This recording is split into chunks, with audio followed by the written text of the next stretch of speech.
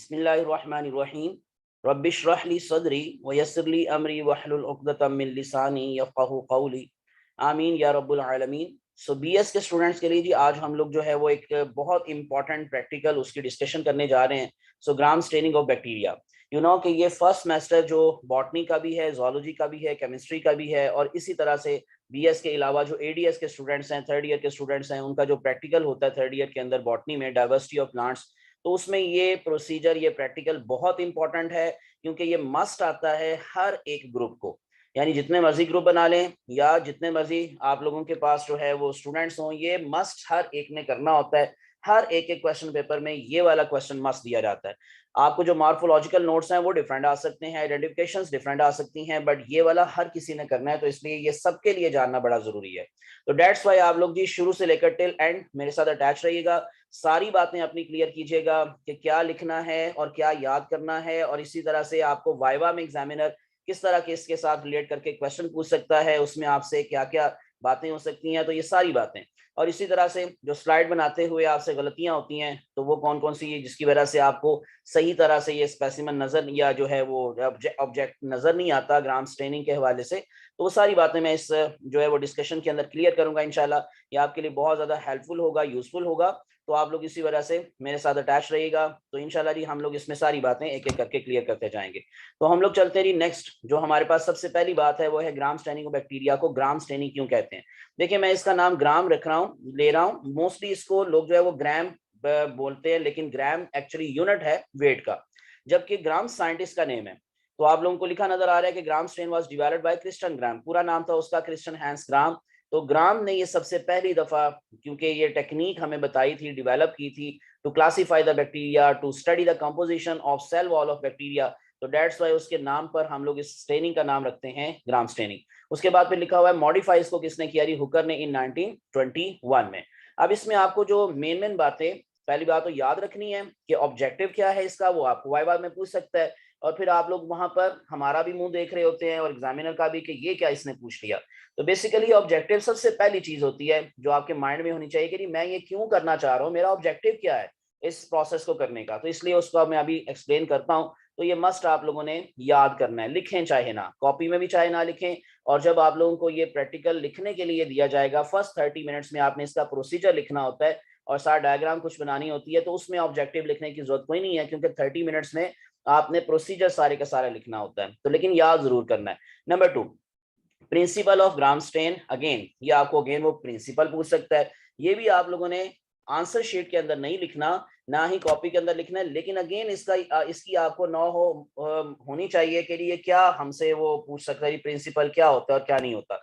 इसी तरह से ग्राम स्टेन रीजेंट्स कि कौन कौन से केमिकल्स यूज होंगे, प्राइमरी डाई क्या होगी, सेकेंडरी डाई क्या होगी, एटसेट्रा।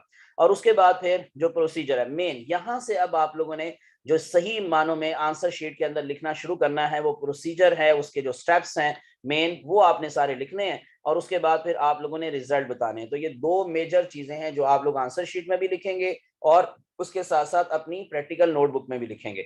उसके बाद फिर जो लिमिटेशंस हैं, अगेन आपकी मर्जी है, इसको चाहे याद भी ना करें, क्योंकि ये जो है एक्स्ट्रा बात में आती है बात कि आपको कौन कौन सी चीजें गलत मिलती हैं, या इन अदर वर्ड्स परफॉर्म करते हुए आपसे कौन कौन सी गलतियां हो सकती हैं जिसकी वजह से आप लोगों की स्लाइड सही नहीं बनती।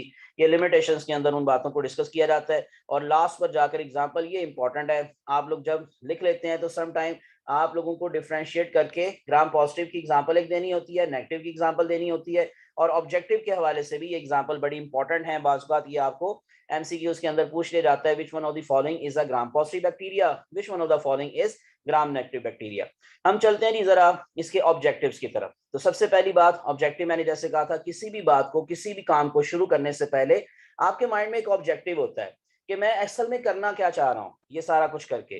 तो उसमें आप लोग याद रख लें कि दिस टेस्ट क्यों किया जाता है, ये differentiates the bacteria into gram positive and Gram negative which helps in the classification and differentiation of micro organisms. Basically हम बैक्टीरिया की क्लासिफिकेशन बहुत सारी चीजों की बेस पर करते हैं, लाइक शेप की बेस पर करते हैं, फ्लैजेला की बेस पर करते हैं, देन न्यूट्रिशन की बेस पर, रेस्पिरेशन की बेस पर। सो ये सारी क्लासिफिकेशन जो है इंपॉर्टेंट है, लेकिन जब हम उसके स्ट्रक्चर को डिस्कस कर रहे होते हैं तो उसमें मोस्ट इंपॉर्टेंट चीज उसकी सेल वॉल की कंपोजिशन और किसी हद तक थोड़ा बहुत relationship with the cell membrane. तो उसकी बेस पर ये क्लासिफिकेशन है। जैसे मैंने बता दिया कि ग्राम ने ये सबसे पहले डेवलप किया था इस प्रोसेस को, इस टेक्निक को, तो उसने स्टेन यूज किए थे और उस स्टेन की मदद से उसने फिर ये कंपोजिशन को स्टडी किया था। तो मेन ऑब्जेक्टिव हमारा क्या है, डिफरेंशिएट करना और क्लासिफाई बैक्टीरिया को करना इनटू दीज टू क्लासेस। दूसरी बात, दूसरा objective, Gram stain separates bacteria into two groups, Gram positive that retain the primary dye and Gram negative that take the colour of the counter stand.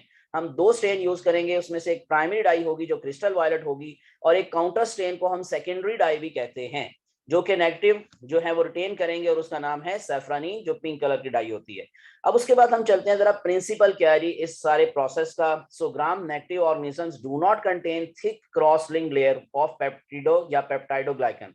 जो reason है कि negative ने क्यों नहीं इसको रिटेन किया, उसकी मेन रीजन क्या थी कि उनकी वॉल ज्यादा थिक नहीं होती, उसमें पेप्टाइडोग्लाइकन बहुत कम होता है एज कंपेयर टू पॉजिटिव।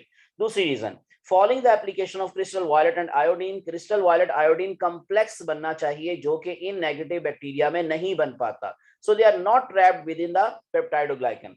उसके बाद तीसरी बात, application of the acid alcohol, जो हम इसमें अभी स्टेन सारे यूज करेंगे या जो केमिकल्स यूज करेंगे उसमें ये थोड़ी सी बात फिर मैं आपको क्लियर करूंगा कि हम उसमें डीकलराइज करने के लिए एक अल्कोहल यूज करते हैं और सम टाइम हम उसको एसिड अल्कोहल डीकलराइजर का नाम देते हैं। ये डिहाइड्रेट कर देता है उसकी सेल मेम्ब्रेन को, उसमें सुराख हो जाते हैं, leaving holes in the membrane and effectively washing और removing the crystal violet iodine complex from the cell.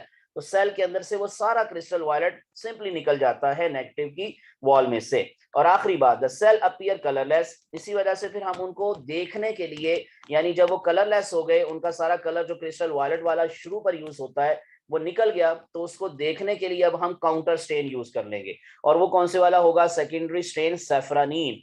तो वो फिर उसके अंदर रिटेन होगा और वो पिंक कलर के दिखाई देंगे। इस तरह जो पिंक कलर का दिखाई देगा, इसका मतलब ये होगा कि उसने जो प्राइमरी डाई थी उसको रिटेन नहीं किया और उसकी सेल मेम्ब्रेन में होल हो गए हैं because of the use of acid alcohol decolorizer, और उसकी वजह से प्राइमरी डाई निकल गई थी। तो उसको देखने के लिए मैंने जैसे बोला सेकेंडरी डाई यूज होती है। तो इस तरह वो पूछ सकते हैं आपसे कि सेकेंडरी डाई को यूज क्यों करते हैं और इसी तरह से अल्कोहल को यूज क्यों करते हैं। तो इसमें कुछ आपको प्रिंसिपल में ये मदद मिली। अब पॉजिटिव की तरफ आ जाए थोड़ा सा, वैसे पॉजिटिव पहले बताना चाहिए लेकिन बहरहाल ये स्लाइड जो है बाद में आ रही है तो हम बाद में देख लेते हैं। बेसिकली पॉजिटिव ने रिटेन करने की मेन रीजन, जैसे अभी हमने पीछे बात कर ली है, कि वॉल की थिकनेस। दिखा हमारी gram stain technique is based on the differential structure of the cellular membranes and cell wall of the two groups. जो पॉजिटिव हैं contain a highly cross linked layer of peptidoglycan that retains the primary dye. Thick wall होती है, इसमें 50% of the dry weight peptidoglycan होता है, while negative के अंदर just 10% होता है। तो उसके कम होने से पेप्टाइडोग्लाइकन, उसकी वॉल थिन थी और इसके अंदर ज्यादा होने से थिक है, जिसकी वजह से ये उसको रिटेन आसानी से करेगा, पहली रीजन। दूसरी रीजन क्या है कि जब हम क्रिस्टल वायलेट के साथ जो दूसरी चीज यूज करते हैं वो है आयोडीन। अब वो आयोडीन को मॉर्डेंट भी कहते हैं और ये आयोडीन का मेन इसमें फंक्शन क्या हो सकता है कि iodine and crystal violet form a complex within the peptidoglycan. अब उसका फायदा क्या होगा, जब वो कॉम्प्लेक्स बन जाता है तो जब हम डीकलराइजर यूज करते हैं, so is apply to the cell, CVI complex, जिसको हम क्रिस्टल वायलेट आयोडीन कॉम्प्लेक्स का नाम देते हैं, remains within the cell making it appear dark purple to blue. तो इसका मतलब वो क्योंकि बाहर नहीं निकलता उस कॉम्प्लेक्स के बन जाने की वजह से, तो दैट्स वाई आपको ये पर्पल कलर के नजर आते रहेंगे और इसमें फिर हमें दोबारा कोई डाई यूज करने की जरूरत नहीं पड़ेगी। सम टाइम क्या होता है कि आपने सेकंड डाई यूज की थी तो क्यों उसने रिटेन नहीं किया, कि इस कॉम्प्लेक्स की वजह से, और उसने क्यों रिटेन कर लिया सेकंड डाई को जो नेगेटिव थे, ये कॉम्प्लेक्स ना बनने की वजह से। तो मेन असल में रीजन क्या है, क्रिस्टल वायलेट आयोडीन कॉम्प्लेक्स। इसमें ना कुछ बुक्स में लिखा होता है CV1 कॉम्प्लेक्स, वो किसी हद तक सही है लेकिन एक्चुअली क्या है, ये आई है, ठीक है, ये 1 नहीं है, ज्यादा इसको हम आई कंसिडर करेंगे। सो क्रिस्टल वायलेट आयोडीन कॉम्प्लेक्स। अब हम चलते हैं जी, जो स्टेन रीजेंट्स इसमें यूज होते हैं उनके नाम आप लोगों को याद रहने चाहिए। सम टाइम आपको बनाने के लिए जो है वो आपको कंपोजिशन का नहीं पता होता, या सम टाइम खत्म हो गया था वो स्टेन और कोई लैब अटेंडेंट भी नहीं था कोई हेल्प के लिए, तो आपको खुद बनाना पड़ गया। और एग्जामिनर भी आपसे पूछ सकता है ये बना कैसे, ये तो मुझे बताओ जरा, ये जो प्राइमरी स्टेन क्रिस्टल वायलेट आप यूज कर रहे हो इसकी क्या कंपोजिशन है, कैसे बनाया। तो वो थोड़ा सा आपको हेल्प के लिए मैं बताना चाह रहा हूँ वाइवा से रिलेट करके, कि आपको थोड़ा बहुत इसका पता हो कि 2 ग्राम हम क्रिस्टल वायलेट लेंगे, ये क्रिस्टल्स की फॉर्म में हमारे पास ये मौजूद होती है डाई। हम उसको क्या करेंगे 20 ml ऑफ 95% इथाइल अल्कोहल, जिसको हम एब्सोल्यूट अल्कोहल का भी नाम दे सकते हैं, तो 20 ml में हम उसको डिसॉल्व करेंगे और 0.8 ग्राम उसमें अमोनियम ऑक्सलेट डाल लेंगे और फिर 100 ml डिस्टिल्ड वाटर में सारी चीजों को मिक्स कर देंगे। तो ये हमारे पास फिर एक रीजन बन जाएगा प्राइमरी डाई यानी कि क्रिस्टल वायलेट। इसी तरह से ग्राम आयोडीन के लिए क्या करना है, 2 ग्राम पोटेशियम आयोडाइड लेना है, उसको 1 gram iodine crystals and then 100 ml distilled water में हल कर लेना है।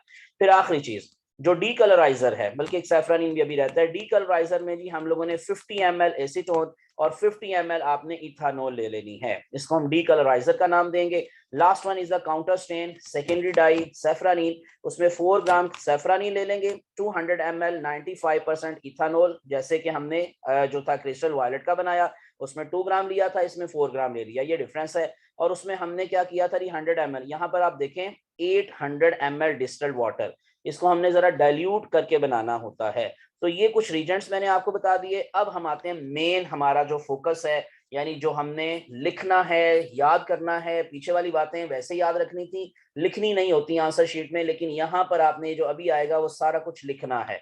तो इसको हम लोग जरा स्टेप बाय स्टेप जब डिवाइड करते हैं डिफरेंट स्टेप्स में, तो टोटल ऑलमोस्ट 4 स्टेप्स बनते हैं, या इसको आप लोग समटाइम कह लें कि 3 स्टेप में भी आप इसको डिवाइड कर सकते हैं। लाइक स्मीयर फॉर्मेशन है, देन फिक्सेशन है, देन स्टेनिंग है, तो ये 3 मेजर स्टेप हैं इसके। अब प्रेपरेशन ऑफ स्मीयर क्या होता है, इसमें आप लोगों ने ये आपको थोड़ा बहुत परफॉर्म करके दिखाया होगा लैब में, लेकिन थोड़ा मजीद क्लियर कर लें। सो उसको हम बनाने के लिए क्या करेंगे, नंबर 1 फ्रॉम ब्रॉथ। ब्रॉथ का मतलब क्या है कि आप लोगों ने जैसे लिखा हुआ using a code sterile loop place a loop full of broth on the slide, जो आपके पास मटेरियल होता है जिसमें बैक्टीरिया मौजूद होते हैं, लाइक योगर्ट हो सकता है, कोई भी और मटेरियल हो सकता है, तो उसको हम ब्रॉथ का नाम दे सकते हैं। उसका थोड़ा सा आपने स्टीराइल लूप की मदद से, जो कि आपके पास नीडल या लाइक स्ट्रक्चर या लूप की तरह का जो वायर होती है उसको आप लेकर, तो उसका थोड़ा सा मटेरियल स्लाइड के ऊपर रख के उसको फैलाना है, और उस स्प्रेड करने के मेथड को हम स्मीयर फॉर्मेशन का नाम देंगे। अब जैसे लिखा हुआ है सर्कुलर मोशन के अंदर भी आप उसको फैला सकते हैं वैसे, लेकिन आप उसको जरूरी नहीं कि सर्कुलर वे में ही उसको आप लोग उसके ऊपर स्लाइड के ऊपर स्प्रेड करें, आप किसी और तरह से भी उसको हल्का सा फैलाकर एक स्क्वायर भी बना सकते हैं, ठीक है, लेकिन कोशिश करनी है कि सेंटर में ही रहे, वो सेंटर में ही रहे। सो कितना जी, अबाउट 1 सेंटीमीटर उसका डायमीटर हो, ताकि हम माइक्रोस्कोप के नीचे उसको अच्छी तरह से लेंसेज की मदद से जरा देख सकें। सो उसके बाद दूसरी बात कि फ्रॉम प्लेटेड मीडिया, जो आपके पास ऑलरेडी मौजूद हो सकता है material, again place a drop of sterile water और saline on the slide, select the isolated colony to be stained, be careful to touch only the top and center of the isolated colony, being gram stained, use the loop to create an emulsion. तो इस तरह से आप लोग जी उसकी smear formation कर लेंगे। उसके बाद नेक्स्ट वन जो आप लोगों ने इसमें काम करना है वो है फिक्सेशन। तो स्मीयर को फिक्स करने का मतलब क्या होगा, डेफिनेटली आपने बैक्टीरिया का मटेरियल लिया है, तो बैक्टीरिया का मटेरियल अगर इन केस आप लोग पानी के अंदर वॉश करते हैं या पानी की मदद से उसको वॉश करते हैं, बैक्टीरिया भी सारे वॉश हो जाएंगे, तो जिनको आप देखना चाहते थे माइक्रोस्कोप के नीचे वो तो रहेंगे ही नहीं। इसी वजह से आप लोगों ने उसको स्टेन करने से पहले और वॉशिंग में गुजारने से पहले फिक्स कर लेना है, ताकि बैक्टीरिया एक ही जगह पर रहें और इधर उधर मूव ना करें। और उसके लिए अब आपको क्या करना है, सिंपली बात है कि जो स्लाइड आप लोगों ने जिसके ऊपर अभी आपने स्मीयर बनाया है उसको आपने हीट करना है, लेकिन किस तरह, ये नहीं कि आप लोगों ने स्प्रिट लैम्प जलाकर फ्लेम के ऊपर उसको रख देना है, नहीं, तेजी से पास करना है, उसको तेजी से उसके ऊपर से पास करना है ताकि इवेपोरेट हो जाए उसके अंदर का जो वाटर है और जो बैक्टीरिया है वो वहीं पर फिक्स हो जाए। तो मैंने जैसे लिखा हुआ है यहाँ पर, in order to heat fix a bacterial smear it is necessary to first let the bacteria simply air dry, then pass the dried slide through the flame of a Bunsen burner. जैसे आपको बता दी, ये spirit lamp जो mostly हम use करते हैं वो भी इसमें इस्तेमाल हो सकता है। सो 3 or 4 टाइम्स, तो तेजी से उसके ऊपर से आपने उसको पास करना है, smear side facing up. Once ये स्मीयर जो ना वो ऊपर की तरफ हो, डेफिनेटली वो नीचे की तरफ ना हो, डायरेक्ट उसको हम लोगों ने हीट नहीं देनी, तो ये ज़हन में रखना है कि उसका ऑपोजिट होना, यानी कि ऊपर की तरफ होना जरूरी है। ये सारी बातें प्रिकॉशंस में आती हैं, जो लिमिटेशंस होती हैं, गलतियां जो आपसे होती हैं, उनको आपने इसमें साथ साथ नोट करना है कि ये काम नहीं करना। Once the slide is heat fixed it can then stain. तो फिर अब आती है स्टेनिंग। तीसरा मेजर स्टेप क्या है, स्टेनिंग, और उसमें आप लोगों ने 1 by 1 अब जो करना है वो सुनते जाएं। नंबर 1, आपने जी सबसे पहले जो cover the smear with the crystal violet, cover से मुराद यही है कि आपने उसके ऊपर 2-3 ड्रॉप क्रिस्टल वायलेट जो आपने रीजन बनाया है उसके गिराने हैं, देन प्राइमरी स्ट्राइक जो क्या है फॉर 20 सेकंड, मोस्टली आप 20 से 30 सेकंड कह सकते हैं, आधे मिनट के लिए ऑलमोस्ट आप उसको अनडिस्टर्ब छोड़ देंगे। अब उस देर में या उस टाइम में यानी जो 20 से 30 सेकंड है उसमें जो क्रिस्टल वायलेट जिस बैक्टीरिया ने एब्जॉर्ब करना था, इन अदर वर्ड्स रिटेन करना था, उसने कर लेना है। ऑलमोस्ट वैसे तो सारे ही कर लेंगे। और मैंने जैसे आपको पीछे बताया था थोड़ा सा प्रिंसिपल के अंदर, जब हम डी कलराइजर यूज करेंगे तो नेगेटिव के अंदर से सारा दोबारा निकल जाएगा, लेकिन पॉजिटिव में से नहीं निकलेगा, क्योंकि अभी हम सेकंड स्टेप में जब जाएंगे तो उसमें हम क्या यूज करेंगे। पहले तो आप लोग उसको रिंस कर लें, थोड़ा सा हल्का सा पानी डालकर उसको थोड़ी सी वॉशिंग दे दें, या ड्रॉपर की मदद से उसको पानी को उसके ऊपर से गुजारें और क्रिस्टल वायलेट को ऊपर से थोड़ा रिमूव कर दें। लेकिन असल में जो रिमूवल होगी वो डी कलराइजर से होगी। अब आपने आयोडीन यूज करनी है, तो स्टेप 3 में आपको जैसे नजर आ रहा है, cover the smear with the grams iodine. अब आयोडीन क्यों डाला, ये हमने पीछे प्रिंसिपल में बात पढ़ ली कि क्रिस्टल वायलेट जो आपने यूज किया है एज अ प्राइमरी डाई, उसके साथ उस आयोडीन ने कॉम्प्लेक्स बना लेना है, और सीबीआई कॉम्प्लेक्स जिन बैक्टीरिया में बन जाएगा अब उसमें से वो बाहर नहीं आ सकेगा। और ये डिपेंड करेगा सेल वॉल की थिकनेस पर, सेल वॉल की कंपोजिशन पर। जिसमें पेप्टाइडोग्लाइकन ज्यादा होगा उसमें ये कॉम्प्लेक्स बन जाएगा, जिसमें कम होगा उसमें ये कॉम्प्लेक्स नहीं बन पाएगा। सो 1 मिनट के लिए आप आयोडीन उसके ऊपर डालकर, जिसको हम मॉर्डेंट कहते हैं, ये जैसे मैंने आपको पीछे भी बताया, तो उसको 1 मिनट के लिए आप लोग छोड़ दें। देन क्या करें, pour off the excess gram's iodine, किसकी मदद से, आप लोग जो है जी उसमें, बल्कि पोर ऑफ का मतलब उसको तो गिरा देना है। अब आप लोगों ने नेक्स्ट क्या यूज करनी है, एसिड अल्कोहल, और उसको डी कलराइजर का नाम देते हैं। ये मैं पीछे आपको प्रिंसिपल में बता चुका हूं, इसका इस्तेमाल क्यों किया जाता है। सिंपली एक तो कलर को खत्म करने के लिए, और दूसरा सिंपली एक और रीजन है, मैं आपको बता दूं कि जो लिपिड्स होते हैं वो ग्राम नेगेटिव की वॉल में ज्यादा हैं, पॉजिटिव की वॉल में कम है। अब वो नेगेटिव की वॉल में ज्यादा होने से भी प्रॉब्लम कर रहे थे कलर के रिटेन होने में। तो जो अल्कोहल होगी एक तो कलर को डीकलराइज कर देगी, और दूसरा जो लिपिड्स होंगे क्योंकि they are soluble in organic solvent, तो वो भी वहां से डिसॉल्व हो जाएंगे। तो दो मेन रीजंस हो गई अल्कोहल को, यानी एसिड अल्कोहल डीकलराइजर को यूज करने की। उसके बाद स्टेप नंबर 6 ग्राम स्टेनिंग का, जेंटली रिंस विद वाटर, हल्का सा दोबारा से पानी से उसको गुजारें, और उसके बाद फिर आखिरी वाली चीज यूज करें, that is the counter stain secondary dye safranin. और इसको भी आप लोग उसके ऊपर 2-3 ड्रॉप्स गिराकर फिर 20-30 सेकंड के लिए छोड़ दें। देन उसको आप लोग जो है वो हल्का सा रिंस करें अगेन वाटर के साथ से, यानी ये नहीं कि पानी के अंदर आपने रख देना है, ड्रॉपर की मदद से थोड़ा सा पानी उसके ऊपर डालना है। और अल्टीमेटली फिर आपने जो आपके पास जो एक सिंपली कहने के लिए बटर पेपर होता है, या समटाइम बटर पेपर ना कहें उसको, आप लोग जो है वो टिश्यू पेपर भी ले सकते हैं वैसे तो उसकी मदद से आप जो एक्स्ट्रा पानी होगा या जो एक्स्ट्रा स्ट्रेन होगा उसको वहां से आप लोग सिंपली रिमूव कर देंगे, ठीक है। और अब आप लोगों ने लास्ट पर उसके ऊपर सिंपली क्या करना है, ये जैसे लिखा हुआ है ब्लॉटिंग पेपर भी उसको हम बोलते हैं वैसे, so blot dry with the bibulous paper, तो ये भी टर्म यूज होती है उसके लिए। तो उस पेपर की मदद से आपने उसको साफ कर लेना साइड से, ये नहीं होना कि जहां पर आप लोगों ने स्मीयर बनाया था वो भी एरिया साफ कर लिया, नहीं, आपने उसको छोड़कर बाकी की जो स्लाइड होगी उसको जरा साफ करना है, क्योंकि जितनी नीट एंड क्लीन स्लाइड आपकी दिखाई दे रही होगी उतना एग्जामिनर के ऊपर भी इंप्रेशन अच्छा पड़ेगा, और उतना माइक्रोस्कोप में भी अच्छी आपको वो चीजें सारी की सारी क्लियर होकर नजर आएंगी। सो अब आपने जी कवर स्लिप से कवर करना है, उसको स्टडी करना है। ये जरा समराइज करके आपको स्टेप 1 2 3 4 जो नजर आ रही है चीजें प्रोसीजर के हवाले से। Step 1 crystal violet primary stain added to the specimen smear. Step 2 iodine mordant makes dry less soluble as it adheres to the cell wall, यानी उसका थोड़ा सा साथ फंक्शन भी बताया जा रहा है। स्टेप 3 अल्कोहल यूज की हमने डीकलराइजर के तौर पर, washes away from the stain, ये मैंने आपको थोड़ा बता दिया। और स्टेप 4 में सेफ्रानिन यूज किया एज अ काउंटर स्टेन।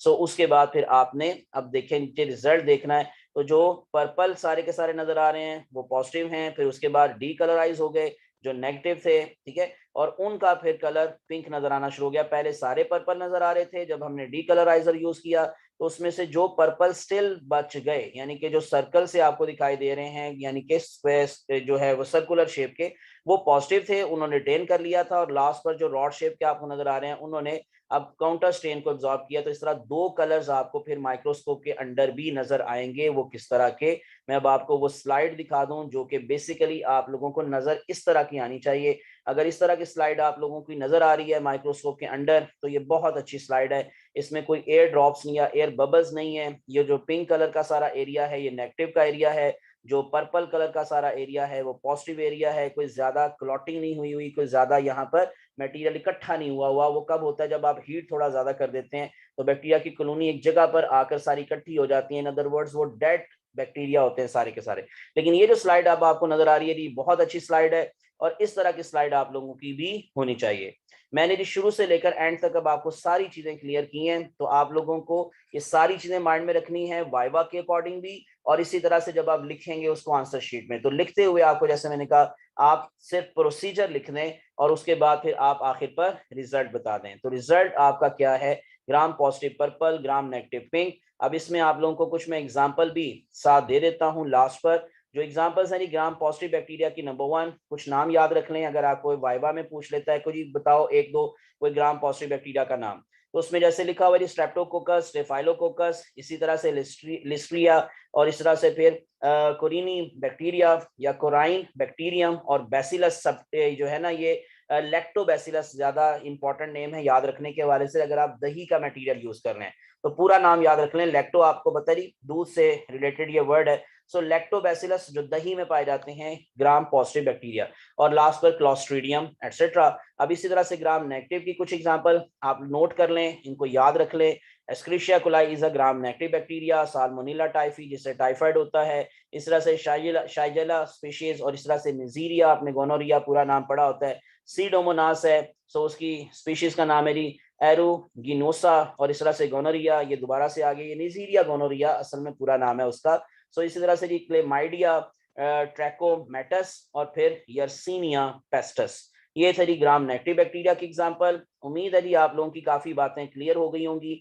इनको जहन में रखना है, इनको याद करके आना है ताकि आपका प्रैक्टिकल बहुत अच्छा हो और आपकी भी इज्जत में इजाफा हो और हमारी भी। अल्लाह सब की इज्जतों को सलामत रखे, अल्लाह आप सबका हामी नासिर हो, आपको कामयाब करे। Stay blessed, thanks for watching, Allah Hafiz.